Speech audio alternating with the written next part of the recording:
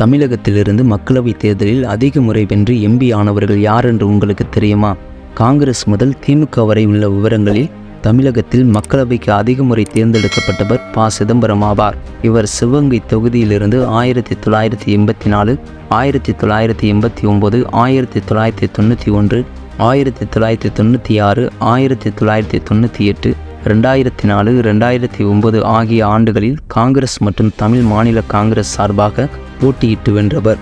இவர் நிதி அமைச்சராக பதவி வகித்தவர் என்பது குறிப்பிடத்தக்கது. தற்போது இவரின் மகன் கார்த்திக் சிதம்பரம் சிவகங்கை தொகுதியில் தொடர்ந்து போட்டியிட்டு வருகிறார் என்பதும் கவனிக்கத்தக்கது.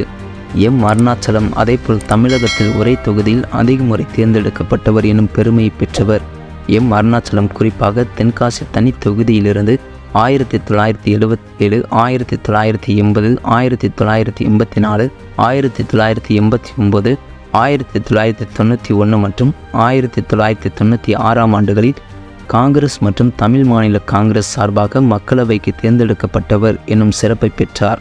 முன்னாள் மத்திய அமைச்சர்கள் வாழப்பாடி ராமமூர்த்தி, தருமபுரி, கிருஷ்ணகிரி மற்றும் சேலம் ஆகிய தொகுதிகளிலிருந்து காங்கிரஸ் சார்பில் 6 முறை மக்களவைக்கு தேர்ந்தெடுக்கப்பட்டிருக்கிறார். திமுக சார்பாக எஸ். பழனிமாணிக்கம் தஞ்சை தொகுதியிலிருந்து 6 முறை மக்களவைக்கு தேர்ந்தெடுக்கப்பட்டார்.